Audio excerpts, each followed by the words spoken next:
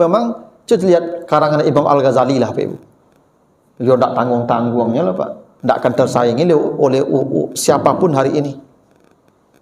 Kenapa? Karena memang mereka tuh membaca, banyak membaca. Pernah diajarkan guru Abu, kalau ingin jadi pembaca, apa yang bosobok baca. Dari kali bosobok koran baca cabi baca. Itu cara jadi pembaca. Kalau nampak buku tidak akan nyambil Pak. Tapi tidak terletak nyambil. Karena kita tidak melihat itu buku lebih penting dari uang. Kita melihat uang lebih penting. Itulah peradaban kita masih rendah. Nah gitu tuh Pak. Jadi memang tak tahu bahwa tugas kita di rumah tuh Pak. Ba'a menjadikan anak-anak awak pembaca. Ajak-ajaklah anak awak pergi ke toko buku, gak sekali seminggu, sekali sebulan. Kalau tak kanyo bali buku tu minimalnya tahu buku-buku aku judul Pak. Ikut program Kamol tiap minggu. Kalau tidak Kamol dah stres je bentuknya. Nah, jarang.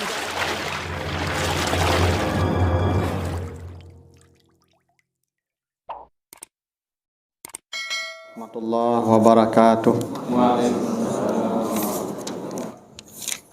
Alhamdulillahi rabbil alamin. Assalatu wassalamu ala asrafil anbiya'i wal mursalin wa ala alihi wa ashabihi ajma'in. Bapak, ibu-ibu, kaum muslimin, jamaah salat maghrib yang dimuliakan Allah. Kembali kita bersyukur kepada Allah atas segala karunia-Nya. Salawat dan salam untuk Nabi kita Muhammad sallallahu alaihi wasallam. Bapak Ibu yang saya muliakan, kita lanjutkan kembali bahasan kita masih di surat Al-Alaq ya, surat yang ke-96. Di pertemuan yang lalu kita baru membahas satu ayat, yaitu ayat yang pertama. Iqra bismi rabbikal ladzi khalaq. Bacalah dengan menyebut nama Tuhanmu yang telah menciptakanmu. Jadi perintah pertama dari wahyu yang pertama itu, yang pertama sekali adalah membaca. Membaca itu maksudnya mengubah cara pandang, mengubah paradigma, mengubah peradaban. Dengan membaca itu peradaban berubah. Makanya orang yang tidak mengenal aksara Pak Ibu, tidak mengenal tulis baca, itu biasanya peradabannya rendah Pak Ibu. Ya, makanya disebut manusia prasejarah namanya. Manusia prasejarah itu yang belum mengenal aksara, yang belum mengenal tulis baca.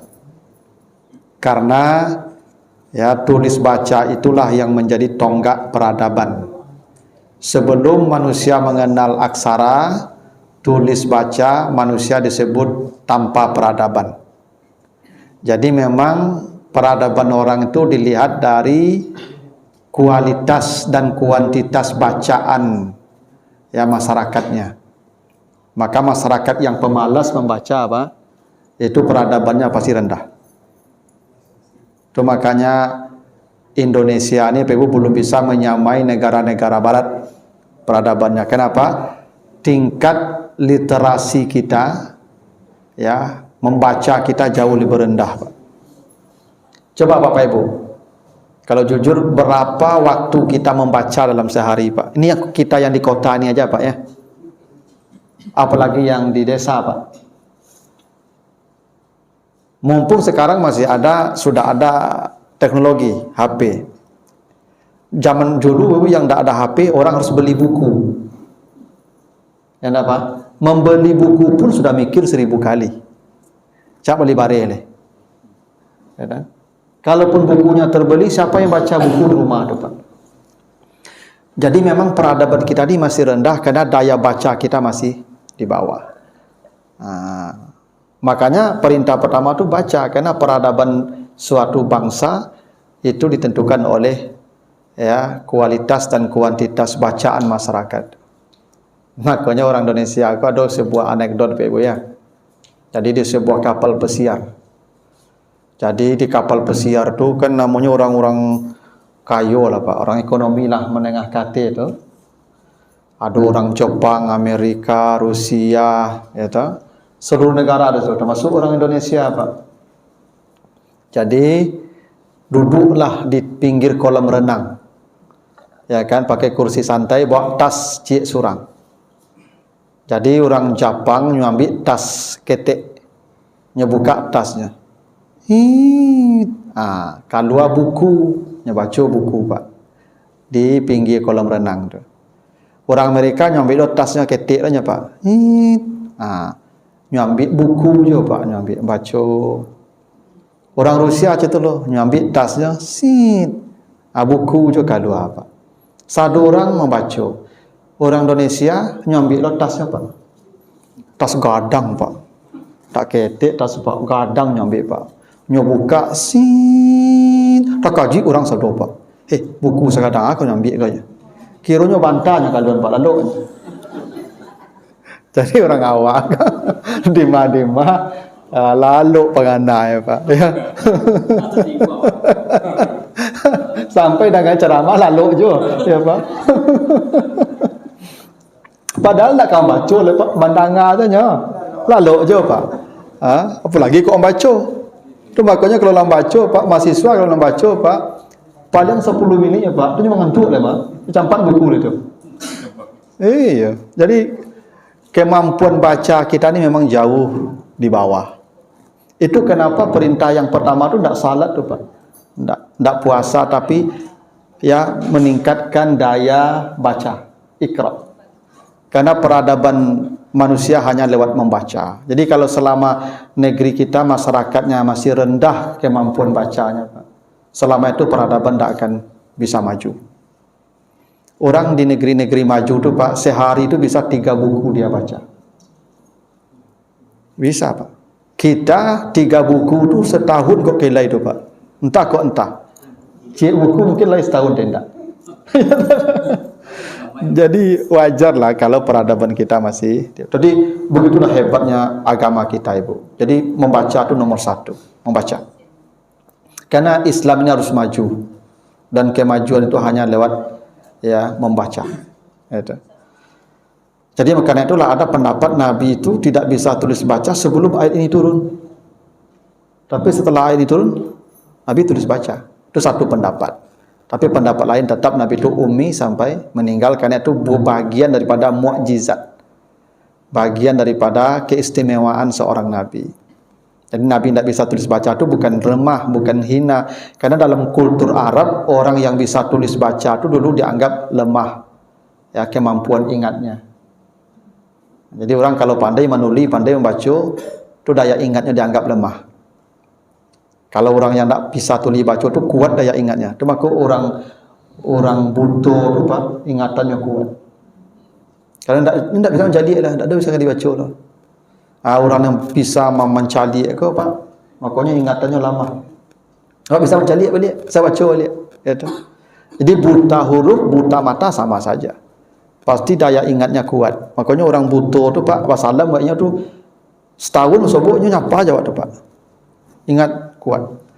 Memang begitulah. Jadi itu perintah pertama. Nah sekarang kita masuk ayat yang kedua ya. Auzubillahi minasyaitonirrajim. Khalaqal insana min alaq. Yang telah menciptakan manusia dari alaq. Nah alaq ini oleh penerjemah, kalau Ibu buka Al-Quran itu artinya segumpal darah. Ya. Tapi alaq itu bukan segumpal darah artinya.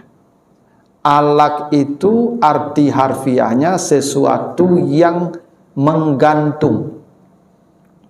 Jadi sesuatu yang sifatnya menggantung itu namanya alaq. Kata lintah, nah, lintah itu bahasa Arabnya alaq. Karena lintah itu kalau menghisap darah dia menggantung tuh di tempat dia menghisap darah. Nah, asal kejadian kita yang gumpalan darah itu yang disebut zigot itu konon dia, kata sebagian ahli itu, saya tidak tahu persis karena ahli biologi yang bisa menjelaskan itu, dia menempel di rahim seperti lintah. Jadi setelah terjadi pertemuan sperma dan sel telur, dia menempel di rahim itu seperti lintah. Yang menempel itu bahasa Arabnya alaq. Yang menempel itu bahasa Arabnya alaq. Jadi alaq itu sifat, bukan benda. Ya, sifat. Nah, kenapa Allah katakan di ayat yang kedua ini, kita diingatkan Allah dengan asal kejadian kita dari sesuatu yang sifatnya menempel. Kenapa? Allah ingin kasih isyarat dan sekaligus pesan. Pertama kali yang harus kamu lakukan mengubah peradaban adalah membaca. Yang kedua, kalau ingin mengubah peradaban, maka hiduplah saling menyatu. Hiduplah saling menempel. Tidak ada peradaban satu negara kalau masyarakatnya terpisah, tercerai-berai. Alaq.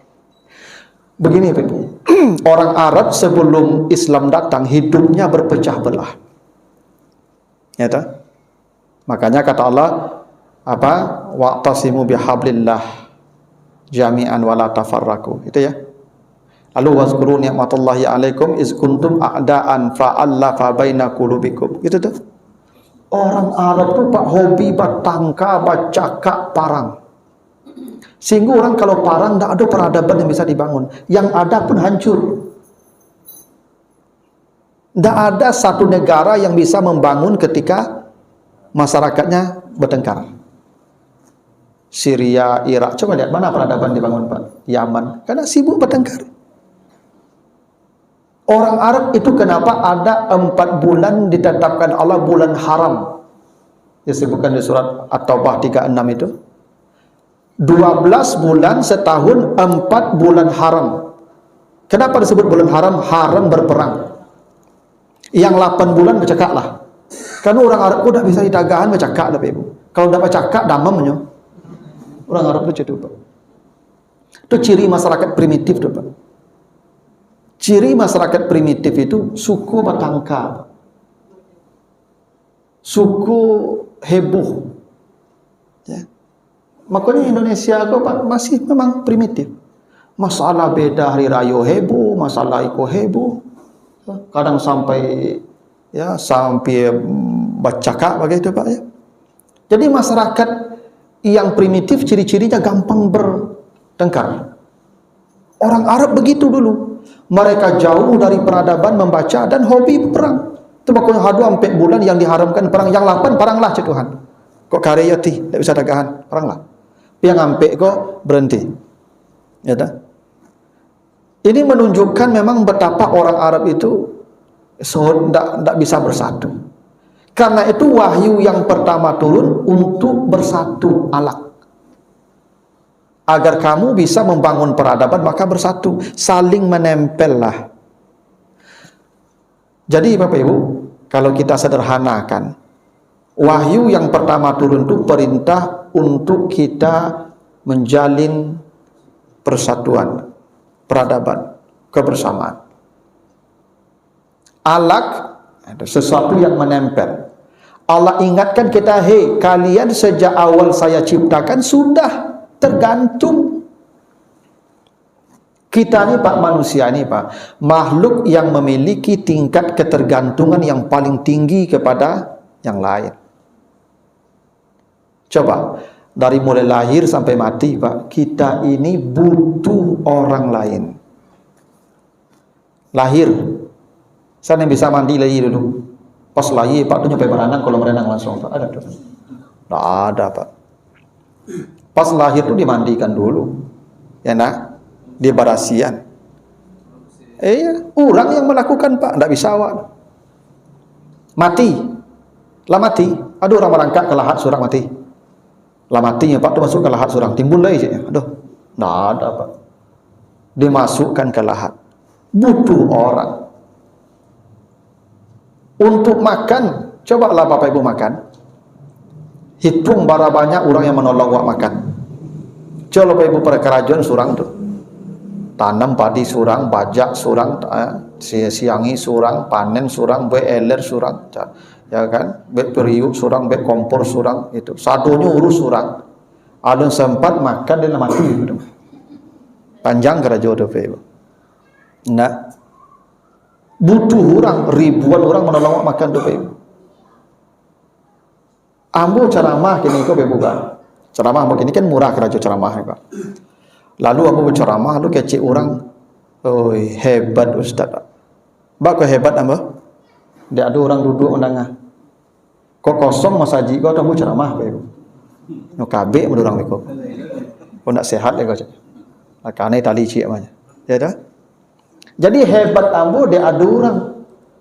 Ambo kalau tak ada orang, stres ambo jadinya. Tak perlu orang tu Pak. Jangankan untuk yang kadang-kadang kerajo, untuk galak saya perlu orang. Nah, kalau tak berurang, jangan galak-galak aja Pak. Ya tak? Mengecek situ je Pak, perlu orang. Mengecek seorang, itu tak sehat itu Pak. Itu yang dimaksud alak. Allah ingin katakan, kau makhluk yang butuh orang. Jangan hidup individu. Orang kalau ingin hidup individu, tanda tak butuh orang tu Pak. Ya, semua yang kita lakukan ini butuh bantuan orang. Tak ada yang tak perlu, tak ada yang tak butuh bantuan orang. Allah ingatkan, kamu diciptakan dari alak. Dari alak. Cari kawan. Jadi di samping disuruh banyak membaca, awak cari kawan. Makanya kalau ada orang hidup seorang Pak, itu ya tak? Dia sudah keluar dari fitrah. Itu kenapa manusia itu dinamakan ins. Ins, wa ma khalaqtul jinna wal insa. Insa itu Ibu coba buka kamus bahasa Arab. Cari kata alif nun sin anasa. Artinya adalah lembut. Lawannya jin. Jin itu artinya kasar. Itu maka orang kalau masuk jin mari ari mengecek. Kena jin kok kasar Pak. Kasar. Ins lembut. Kenapa manusia disebut ins lembut? Karena itu tanda dia butuh orang lain. Ya gini Pak, semakin lembut awak ke orang, tu tanda awak semakin butuh je orang tu. Cayo lah ibu kamu. Bapak ibu pai kabang, endak pai kabang. Di mungko pintu tu kecik orang Pak ibu. Selamat pagi Pak. Selamat pagi Bu. Ada yang bisa kami bantu? Tak betul jangan cek ya. Ada je, mengawari. Ada cerita. Oh, enggak Pak. Lembut. Kau bisa nyangkik ke dalam rumah. Itu. Bawa orang bantu ke lembut kawak. Karena nya butuh hawa. Nya butuh hawa. Itu. Makanya awak disebut nasabah Pak. Nasabah itu bahasa Arab tapi Bu ya. Dari kata nasib. Nasib. Jadi bahasa Indonesia nasib. Bahkan kita udah makanya nasabah, nasib mereka itu kita yang menentukan Bu. Awak yang menentukan nasib orang bang tu Bu. Coba lah Bu dak pai Bu ka bang lah. Tutup mah. Coba kendak. Jadi mereka butuh kita karena itu mereka lembut. Kelembutan itu bukti alak. Dia butuh orang. Pasti itu. Kalau ke penjara, ada Pak orang masuk penjara disambut tadi gelombang. Pas masuk penjara, selamat pagi, kami siap melayani Anda 24 jam. Ada begitu sipir penjara ngecek Pak? Oh, tak ada loh Pak, nyoba cari, nyari segala macam itu. Kenapa? Orang penjara itu tak butuh awak lah. Ya tak? Kebutuhan itu akan menghasilkan kelembutan, pasti itu Pak. Orang asal lembut tandanya butuh. Orang kalau kasar tandanya tidak butuh. Cayolah Ibu itu. Kalau ciri orang tidak perlu itu kasar. Ibu kalau kasar Pak di rumah tuh sedang tidak perlu tuh. Iya. Kalau perlu tidak kasar gitu tuh. Ya tidak Pak. Cayolah kamu. Mau begitu. Nah makanya kata Allah ingatkan, kamu harus berlaku lembut. Karena kamu alak. Jadi kita Pak, baru bisa membangun peradaban kalau kelembutan itu ada di tengah masyarakat. Kalau masyarakat kita jauh dari kelemah lembutan, yang ada bahasa caci maki, hinaan, tidak akan ada keadaban. Percayalah Pak Ibu kamu. Masyarakat awak kini itu yang sedang terjadi. Saling hina, saling caci, saling cela, saling nista. Maka yakinlah Bapak Ibu, tidak akan ada peradaban bisa kita bangun. Energi kita hanya habis untuk itu. Makanya Allah mengingatkan kita pada kejadian kita, Alaq. Nah, hebat ya pesan Al-Quran ini Pak. Hebat. Kelembutan itulah ya awal peradaban dibangun dengan kelembutan. Itu makanya Pak, negara barat itu Pak, walaupun mereka tidak tahu ajaran Islam, tapi di situ jangan kamu nenjurang nih Pak. Kasasi mulu ya kurang Pak. Itu penjara itu Pak. Itu. Tangan kau tak boleh main Pak. Saberang-berang kau orang paling tunjuk-tunjuk saja. Itulah berang tuh Pak. Jangan rasuk-rasuknya Pak. Itu kelembutan. Di situ peradaban. Itu makanya nyawa aku dalam Islam kok barago Pak. Hanya masyarakat beradab yang menghargai kehidupan, yang menghargai nyawa. Masyarakat yang tidak beradab, nyawa tidak bernilai Pak. Itu ciri masyarakat yang tidak beradab. Kalaulah rendah nilai nyawa di negara itu tanda masyarakat jauh dari peradaban. Karena Alaq ya toh, jauh daripada kelemah lembutan. Jadi begitulah hebatnya ya pesan dari wahyu yang pertama, Alaq. Lalu kata Allah, Iqra wa rabbukal akram. Bacalah dan Tuhanmu maha mulia. Diulang lagi baca Pak. Tadi sudah ada baca Pak, sekarang baca lagi itu Pak. Kenapa diulang perintah membaca Ibu? Satu, membaca itu harus berulang-ulang. Ya Pak. Walaupun yang dibaca itu saja, tapi baca lagi, kau akan temukan lagi yang baru di situ. Al-Quran ini Pak, sudah dibaca orang sejak 15 abad yang lalu. Tidak tanggung-tanggung buku keluar dari Al-Quran. Makin dibaca lagi, makin banyak lagi yang keluar Pak. Yang dibaca Al-Quran itu juga tidak ada bertambah hurufnya Pak. Jangankan ayatnya, satu huruf pun tidak bertambah. Tapi hasil bacaannya terus bertambah, terus bertambah. Itulah yang disebut akram. Akram itu artinya berlebih. Makanya orang yang suka memberi disebut karim. Allah disebut karim karena Allah suka memberi. Orang yang memberi itu tanda dia lebih. Kenapa orang bisa memberi? Karena dia lebih. Ada orang banyak tapi tidak bisa memberi, tanda kurang itu.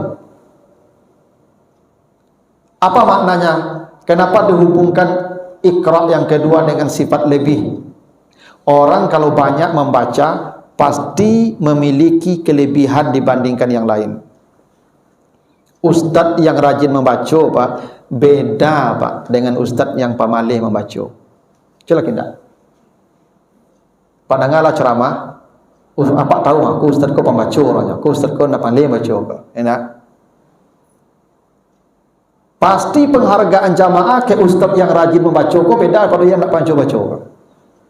Itu akram. Jadi makin banyak bacaan kita, akram, Allah makin tinggikan kita, makin berlebih kita dari orang. Makanya Pak Ibu, orang tu jadi tampik batanyo karena banyak membaca. Tak mungkin orang tu jadi tampik batanyo kalau pemalih membaca loh Pak Ibu. Itu tu Ustaz Johad Adi Hidayat tu Pak Ibu. Tak tanggung bacanya tu Pak Ibu. Itu sampai sudut-sudut buku apa Pak? Halaman sekian, sudut sekian, pojok sekian, baris sekian. Tanggung bacanya itu Pak. Ya seperti Ustaz Abdul Samad itu bacanya banyak. Kan berlebih kan? Karena mereka bacanya beda, berlebih dengan ambu yang bacanya sudah sebanyak mereka. Kalau Abdul Samad datang, disambui Pak. Ya toh? Disambui sama-sama. Ya, dari gelombang. Kalau ambu tipu, tak ada nyambui dia Pak, tipu-tipu lah, pulang-pulang lah. Ya toh. Bakok beda mulia bu dari Ustaz Abdul Samad karena dia lebih banyak membaca dari saya. Tak beda tadi. Beda Pak. Kalau profesor datang, ya Pak, dijemput, dibawa ke hotel, diantar, kasih macam-macam lah, duduknya di depan, disalami, profesor. Tapi yang S1 tidak begitu Pak. Kenapa? Pasti bacaan profesor lebih banyak. Jadi memang penghargaan itu otomatis karena banyak membaca. Itu makanya Iqra. Yang kedua, wa rabbukal akram. Kemuliaan, kelebihan karena bacaannya berulang-ulang. Itu makanya anak-anak gue dulu suruh rajinlah membaca. Kau membaca anak-anak kini kau sama anak pamalih Pak. Ambo tahu karena ambo lagi tugas anak-anak kau Pak mahasiswa kau.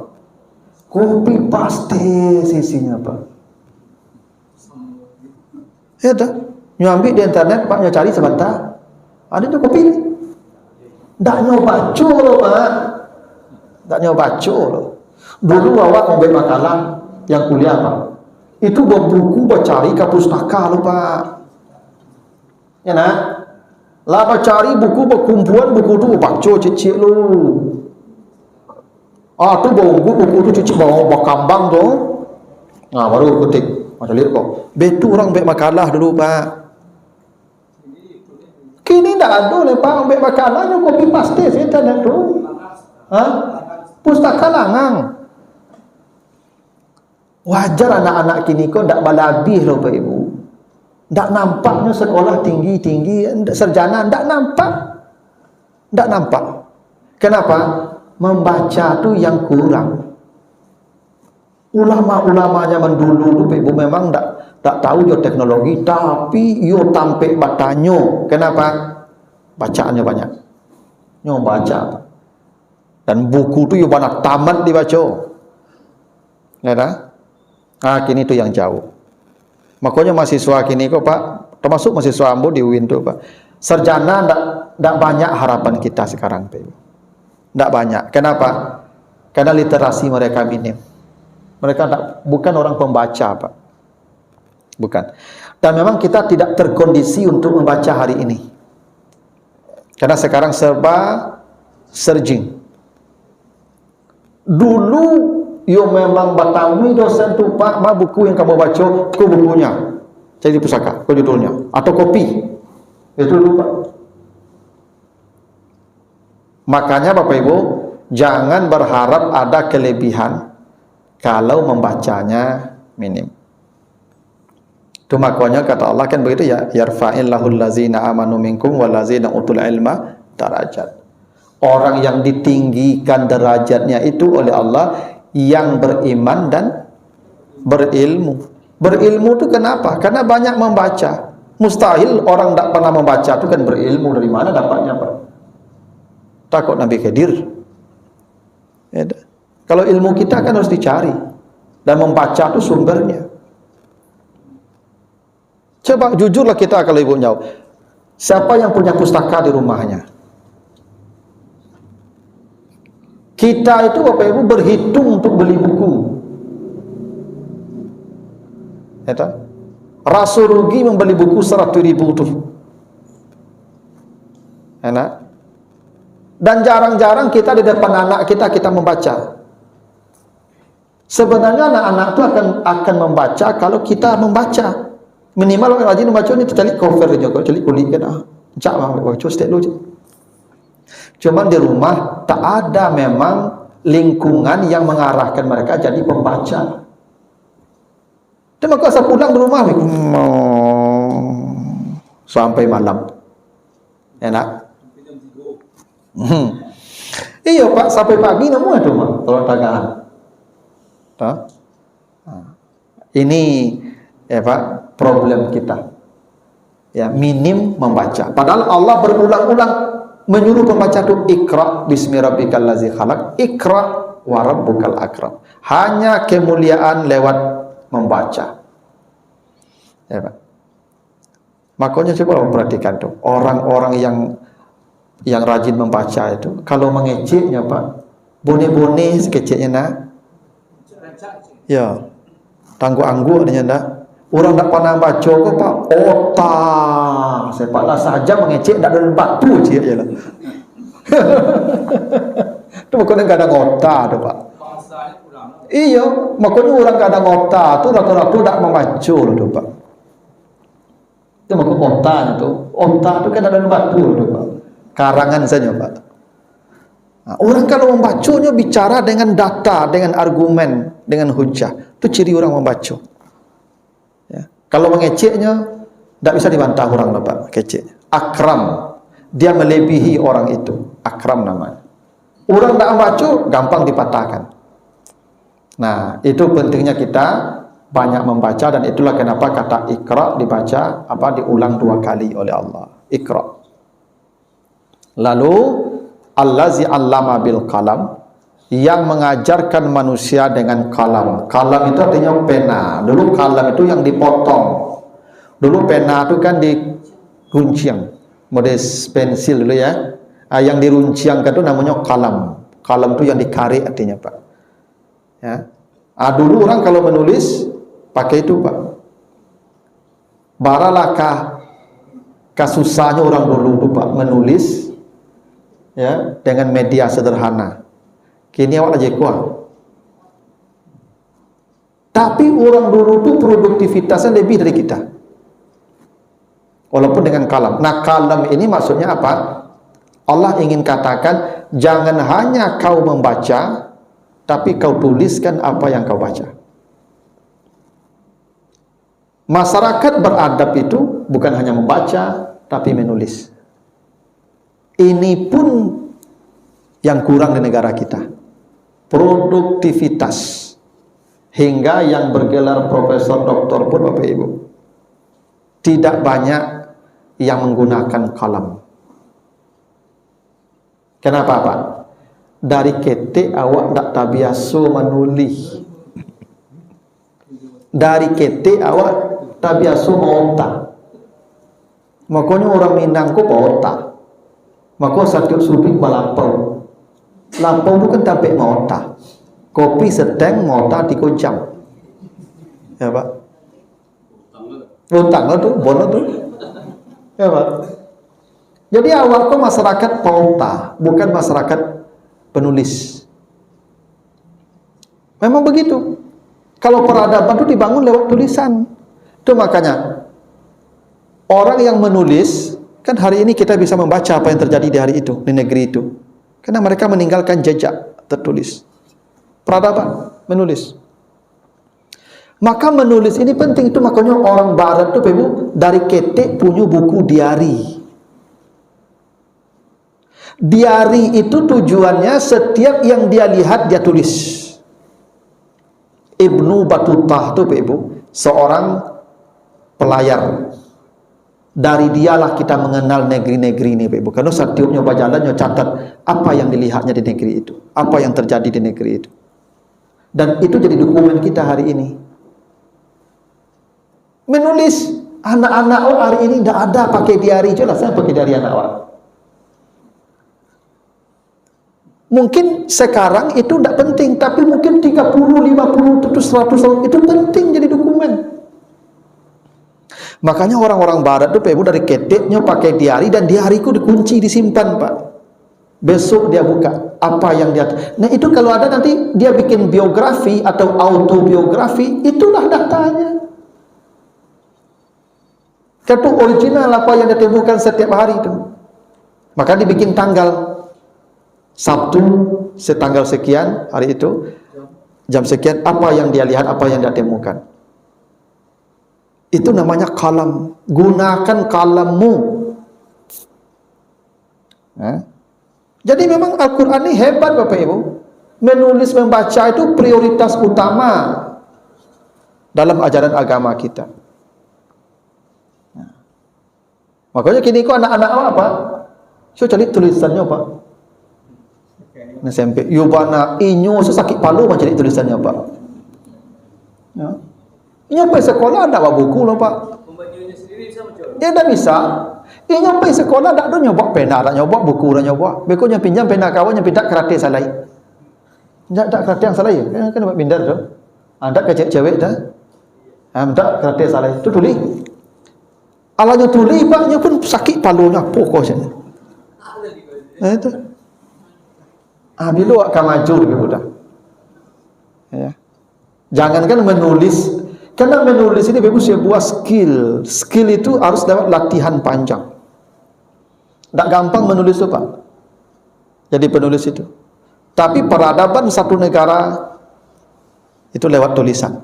Itu makanya kata Allah, Allazi 'allama bil qalam, yang mengajarkan manusia menulis dengan al-qalam. Nah, jadi memang tak tahu mengubah Allah, mengubah wajah peradaban pendidikan kita lah, terutama lah. Menjadikan manusia pembaca dan penulis. Nah, ini yang tak lagi Pak. Dan di Madinah orang kalau duduk kini mau tak Pak.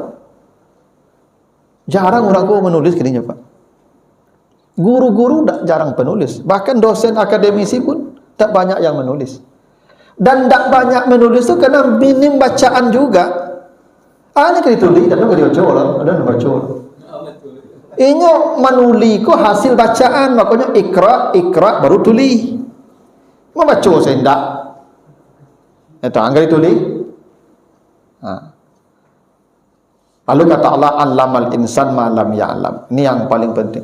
Yang mengajarkan manusia apa yang belum dia ketahui.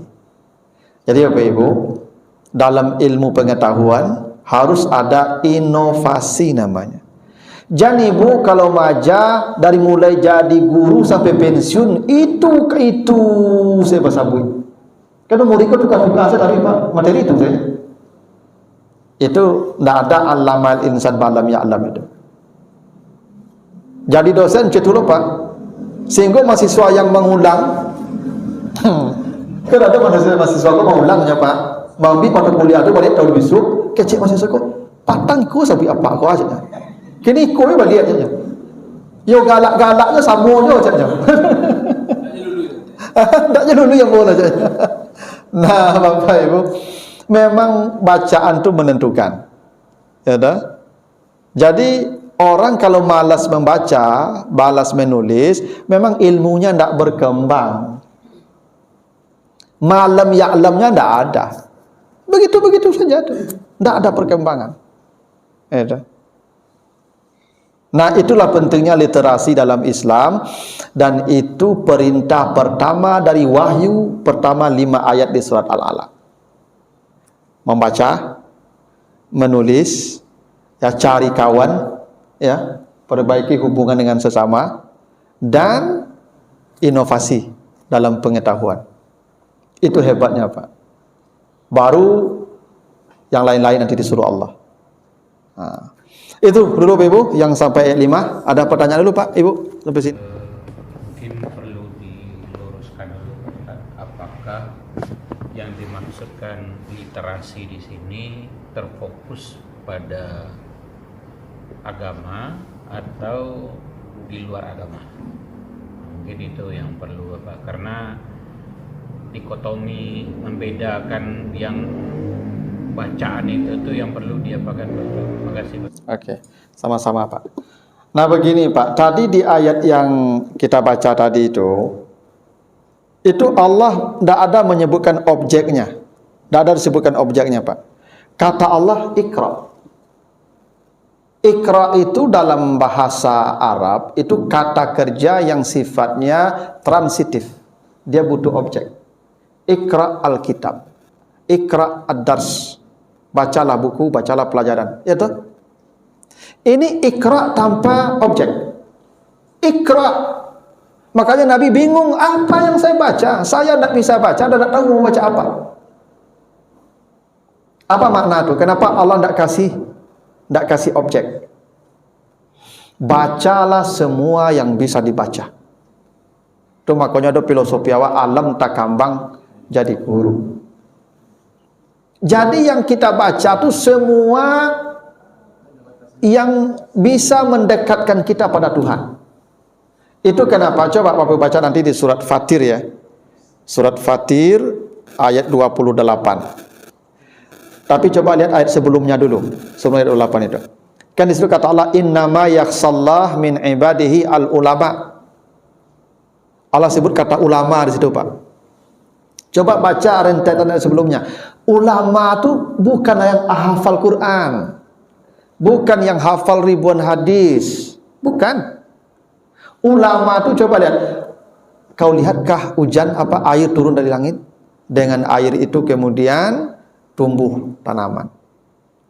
Nah, perhatikan. Orang yang memperhatikan air, yang paham bagaimana air diturunkan, bagaimana siklus air terjadi, itu takut dia dengan Tuhan betapa rumitnya aturan air. Itu namanya ulama. Lihat bukit, ada yang warna hijau, ada yang warna merah, ada yang warna ini segala macam tuh. Kau perhatikan kenapa dari jauh bukit begitu. Orang yang mengerti struktur tanah, lapisan bumi, itu juga ulama namanya. Tidakkah kau lihat bagaimana itu misalnya apa binatang? Ya toh? Itu susu bercampur dengan darah tapi kemudian terpisah segala macamnya itu. Binatang ternak. Itu semua ulama. Jadi ulama itu semua yang mengkaji ciptaan Allah tapi ujungnya bismi rabbika. Dia kenal Tuhannya dengan ilmunya, itu ulama. Dokter saraf yang mengerti bagaimana rumitnya saraf manusia. Lalu dia berkata subhanallah, ulama.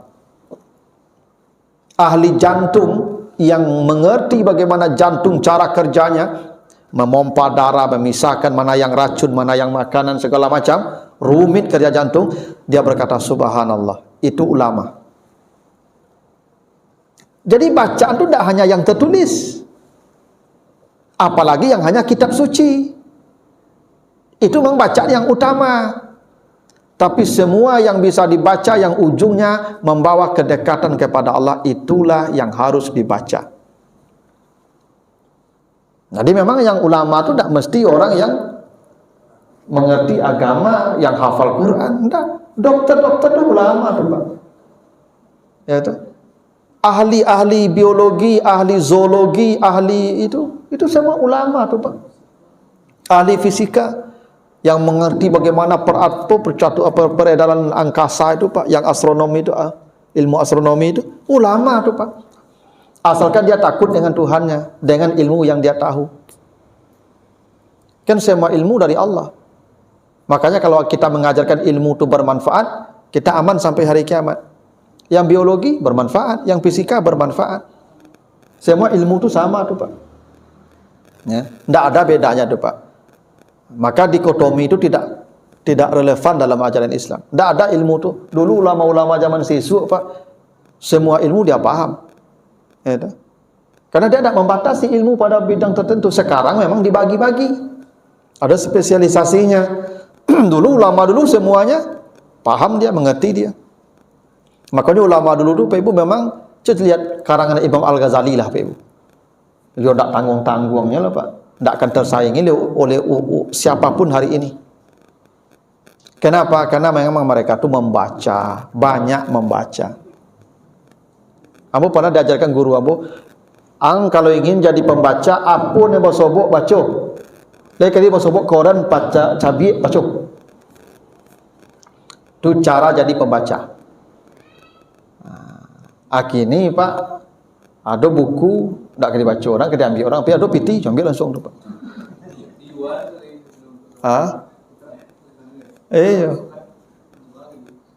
Kalau nampak buku tidak kena ambil, Pak. Piti dah terletak kena ambil, Pak.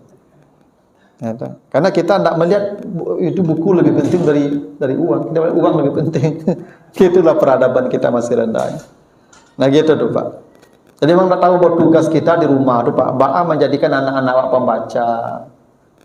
Jangan Ibu, Bapak berharap ke sekolah, tidak bisa. Kita di rumah yang membuat kultur anak-anak kita menjadi orang pembaca. Ibu Bapak, ajak-ajaklah anak awak pergi ke toko buku, gak sekali seminggu, sekali sebulan.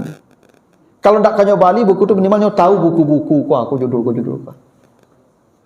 Ikut program Kamol tiap minggu.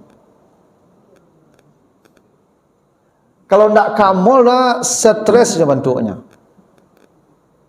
Nah, jarang-jarang orang kini, Pak Ibu, jadi ada program keluarga ke toko buku. Apa Ibu coba kalau jujur menjawab. bara kalinya Bapak Ibu membawa anak setiap tahun ke toko buku. Salah. Ya dan pi ka mall. Coba barangkali setahun ka mall, karena ada Ustaz banyak mana, ada banyaknya. Ya enggak? Itu makanya mall kini ko yo banarami, asa dibuka mall dak tamuek diurang, di mana dibuka mall penuh. Coba lihat toko buku. Saya urang. Tak. Tak bau urang Bapak. Bakabui. Ya kenapa? Karena kita memang tidak mendekatkan mereka dengan bacaan. Itu masalahnya Pak. Makanya kalau ada pameran-pameran buku, sepi pengunjung. Cuma ada organ tunggal Pak. Tanggung ramenya orang di bola Pak. Masih. Jadi kalau peradaban kita masih jauh lah Pak. Membaca kita masih kurang. Ya memang kini kok buku lah di online kan. Ya toh, kini buku di HP kini itu. Ya enggak apa-apa juga, yang penting membacanya itu. Ya. Tapi yang membaca di siko kau banyak ndak kalamu tahan Pak. Kau kan padi mata waktunya Pak. Maka membaca dengan buku tu beda dengan baca yang siko Pak. Cayolah kamu. Kalau baca di siko Pak, serang baca masuk WA lu, kalau WA tu lu Pak. Ya tu. Bawa menjadikan anak-anak awak nanti tu Pak. Menjadi pembaca generasi ke depan kau cameh Pak. Cayolah bu. Enggak rusuh bu menjadi anak-anak kini Pak. Yang jo buku kau ndak akrab. Ndak akrab. Nah. Itulah hebatnya ya pesan Al-Qur'an di wahyu yang pertama tadi. Ya, membaca, menulis, inovasi sekaligus ya membangun relasi. Hanya dengan itulah peradaban sebuah bangsa akan ya terbangun dengan baik. Begitulah Bapak Ibu.